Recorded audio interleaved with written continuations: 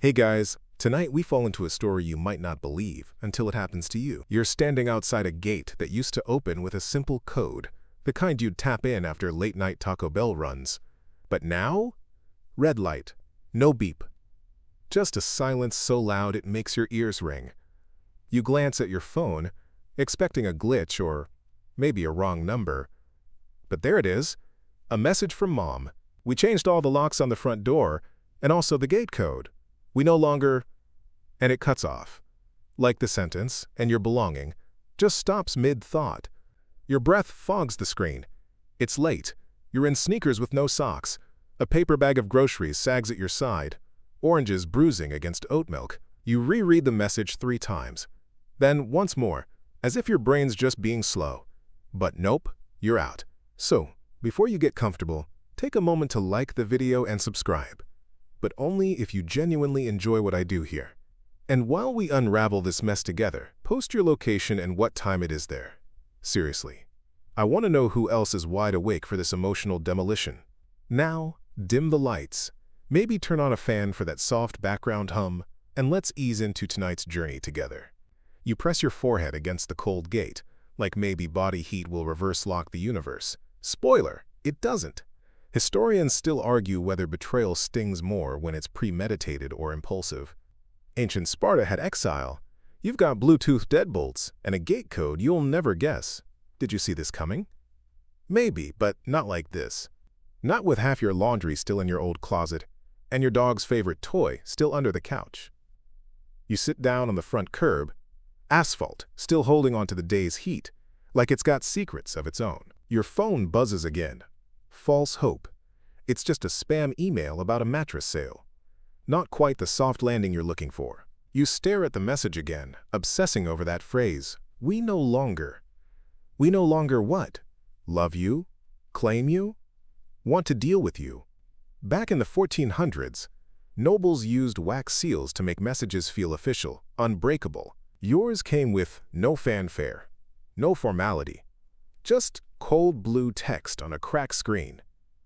It's funny how even in the digital age, exile still hits like a guillotine. Your eyes scan the familiar house. Windows dark, porch light off, like it's been prepped for your erasure. You remember painting that trim. Your brushstrokes, not perfect, but full of effort. Maybe you thought love was an act of service. They clearly read a different manual.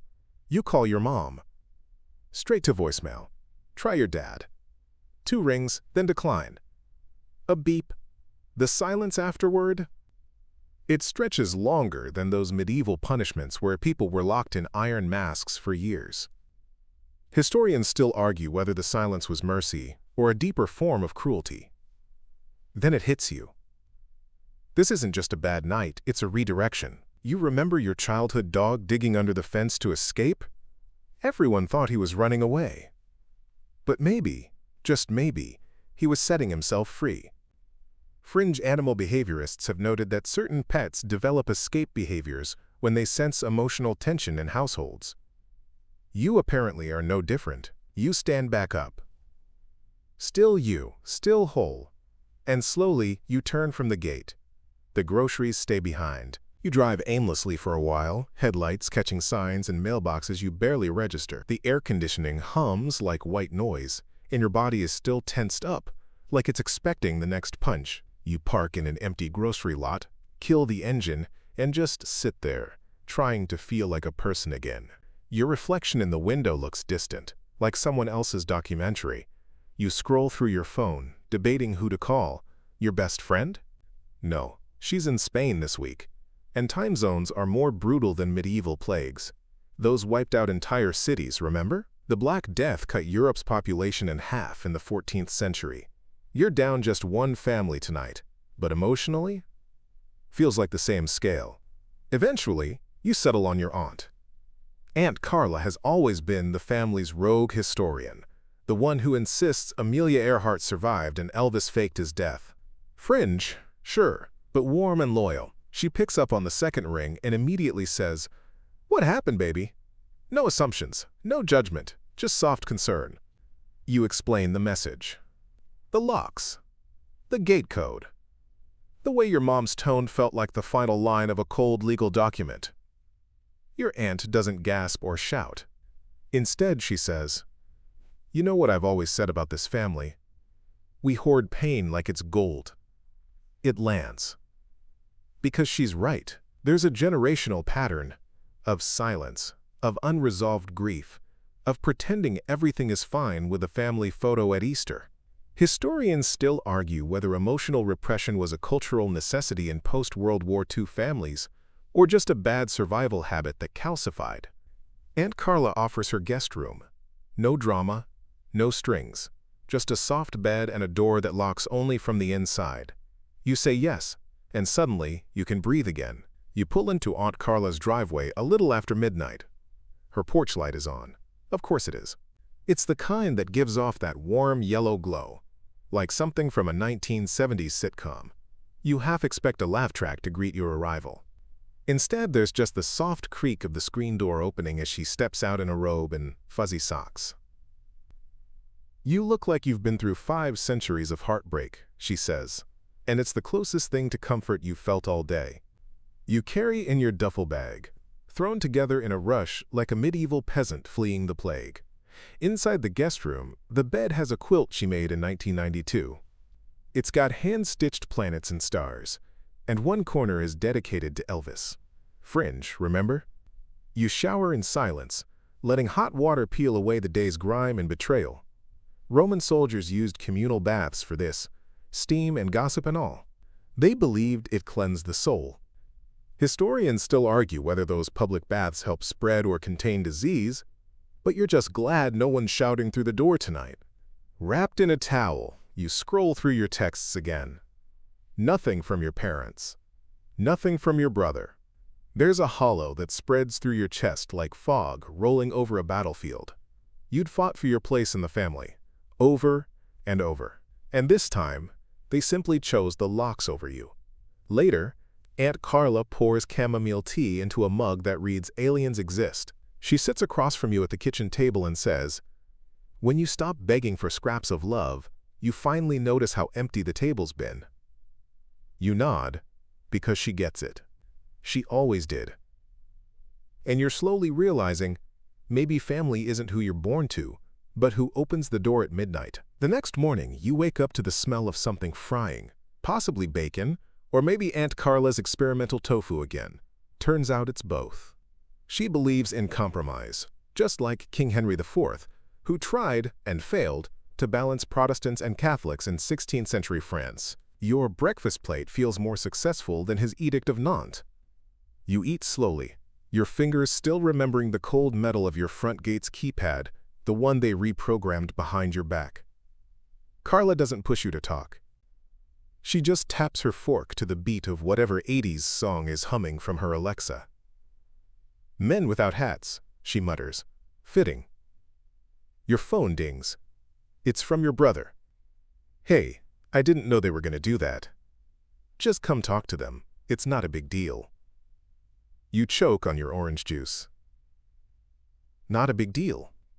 The irony hits you harder than Napoleon hit Waterloo, and historians still argue whether Napoleon's arrogance or his logistics doomed him more. You just know this text feels like a denial of everything that happened, like the bruises on your trust don't count. You reply with a single word, "Wow." Then you turn the phone face down. Carla sets a folder in front of you.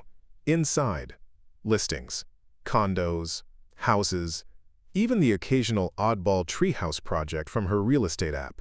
You raise an eyebrow. "What's this?" She just says, "Options, in case you're tired of asking permission to exist." You didn't know how badly you needed that. Someone giving you the option to choose your next chapter, like Gutenberg choosing which book to print first on his new press. The Bible was bold, sure, but so is reclaiming your life, and as you flip through the pages, your hands feel steadier. You take the listings with you as you step outside, the morning sun casting a buttery light on the cracked pavement. Every condo photo feels like a whisper of freedom, like each window and hardwood floor is daring you to imagine a life where you aren't the villain in someone else's family sitcom. At the bus stop, you scroll Zillow like it's Tinder for independence. One modern loft even has a rooftop garden. You picture yourself up there, maybe with coffee, maybe with a smug sense of peace. It's the same bold optimism that drove early American settlers west during Manifest Destiny, though you'd prefer your new place to have indoor plumbing and fewer snake bites. Your phone buzzes again. It's your mom. You can't seriously think Carla's going to fix this. Come home and we can talk, if you're willing to apologize. You reread that last part twice. Apologize? For not handing over your condo? For locking your doors? You delete the message. Historians still argue whether Cleopatra's final act, pressing an asp to her skin, was bravery, pride, or desperation. You're not holding a snake right now, just a coffee and a folder full of hope. But there's something equally defiant in saying no to people who try to rewrite your role in their story. You arrive at the office building, one of the listings circled in red. You meet the realtor, shake hands, and walk into the unit. The walls are freshly painted. There's a soft echo as you move across the tile. And, for a moment, everything feels breathable again. Like maybe you've found your next beginning, and this time, it comes with a lock you control. You take a photo and send it to Carla. She replies with 3 words, "Let's do it." By the next afternoon, your offer's in. Carla handles the paperwork while you hover in her office, sipping an oat milk latte like a nervous squirrel. It's happening. It's really happening. You're buying a place that isn't tied to guilt, manipulation, or your mother's idea of how the world should work. Your phone buzzes again. Mom. This time, it's a group text, with your dad and your aunt looped in like witnesses at a trial. "This is a phase. We forgive you. Come by for dinner tonight. Let's act like adults." The irony nearly knocks the phone out of your hand. You don't reply. Historians still argue whether Marie Antoinette ever actually said, "Let them eat cake." But your parents are definitely trying to feed you something sugary while pretending the locks they changed don't taste like betrayal. It's a weird flavor. Kinda like frosting over expired beef. Later that day, Carla texts you. Offer accepted. Keys in 2 weeks. You drop onto the nearest bench, letting your head tilt back toward the sky. There's a building going up across the street, cranes swinging slowly like dinosaurs in a sandbox. You remember reading how during the Cold War some bunkers were designed as luxury condos, complete with pools and movie theaters underground. You wonder what it must have felt like to move into a space built out of fear. Then again, isn't that what your parents wanted for you? A life boxed in by their comfort zones? Well, you're stepping out. The sun warms your cheek. You've got 2 weeks until move-in day. And maybe, just maybe, you'll finally wake up in a place where nobody can change the locks but you. You smile. Then you block the group chat. 2 weeks later, the keys jingle in your palm like tiny trophies. You stare up at the modest building, just 6 floors, brick and quiet, with balconies that face the sunrise. Not bad for someone your mom once called financially impulsive. The air smells like rain on concrete and something faintly floral. Maybe jasmine, maybe freedom. You take the stairs instead of the elevator, counting each step like it's a tally of how far you've come. 5th floor, door 507. You slide the key in, turn it, and step inside. It's empty, of course, but it hums. There's a hush to the space, as if it's been waiting patiently for your arrival. You touch the wall, then the edge of the kitchen counter, feeling out the place like a blindfolded explorer. It's yours. Yours. In ancient Pompeii, villas often had mosaics in the entrance with the words Cave Canem, beware of dog, not to protect from thieves, but to warn guests that homes have boundaries too. You wonder what your modern mosaic would say, maybe, beware of boundary-crossing mothers. Historians still argue whether Roman parents were more lenient than we give them credit for, or just better at disguising control as tradition. Either way, you think your mother might have done well as a Roman matriarch, though maybe with fewer togas and more group texts. You spend the rest of the afternoon sprawled on the hardwood floor, laptop open, drafting your budget, ordering blackout curtains, and Googling how to assemble IKEA furniture without losing your soul. At one point you get up, stand in the middle of the room and whisper, "I live here." It echoes slightly. You whisper again, louder this time, "I live here." Nobody tells you to be quiet. Nobody locks you out. Nobody calls that selfish. You live here. A week slips by like butter melting on warm toast. You've got a mattress now, still on the floor, but it feels like a throne. The tiny fridge hums proudly beside you, filled with exactly what you like. Oat milk, fancy cheese you can't pronounce, and those overpriced matcha cans that taste like earthy ambition. But then your phone pings. It's your dad. No greeting, no context, just a photo. Their house, a moving truck, your childhood bedroom stripped down to bones. The caption, "We're selling. Thought you should know." You blink. There's no sadness, not really.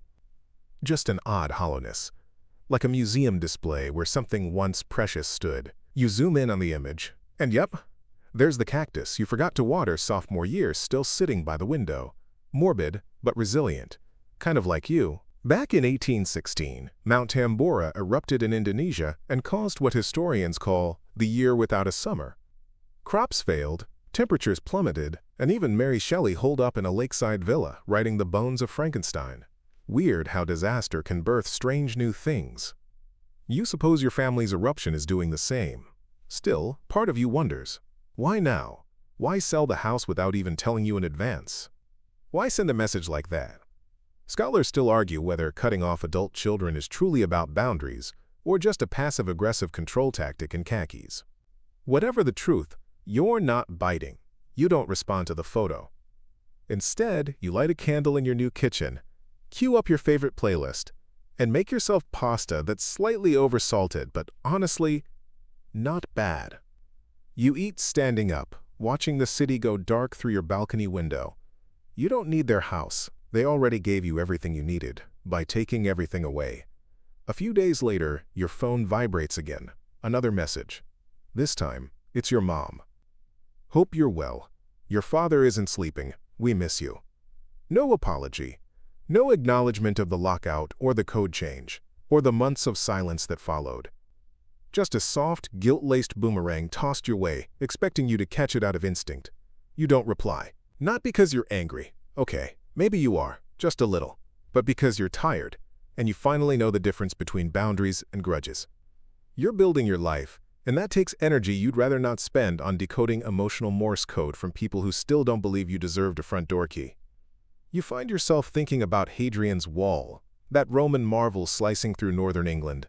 Historians still debate whether it was truly meant to keep invaders out or just to make a statement. This far, no farther. Funny how stone can send a message louder than words. Your own wall? It's not made of stone, but it's there. Healthy, porous, but firm. You'd welcome them back.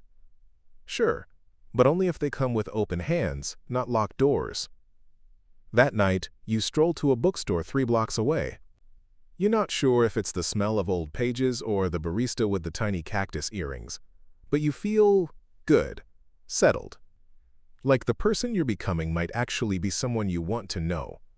A fringe tidbit floats to mind. In ancient Egypt, doors weren't just entryways. They were spiritual thresholds. Walking through one wasn't casual. It meant change. Passage. Growth. You smile to yourself, because tonight, you're standing on your own kind of threshold too. And this time, the key's in your hand. So now, as the city hums outside and your breath settles into its slow bedtime rhythm, you let the quiet soak into your bones. The walls around you are blank. Sure, but they're yours. No voices echoing demands. No footsteps stomping overhead. Just the hush of independence. The past feels a little softer in this light. You're not erasing it, just folding it gently, tucking it away like a letter you've finally stopped rereading. You imagine the streets outside as a kind of map, each light a possibility, each shadow a resting place. You're not rushing anymore, you're not proving anything. You're just here, inhaling peace in a room you unlocked for yourself. Let your eyelids flutter, let the day go. And remember, some doors stay shut for a reason. But some, once you walk through them, remind you how good it feels to leave things behind.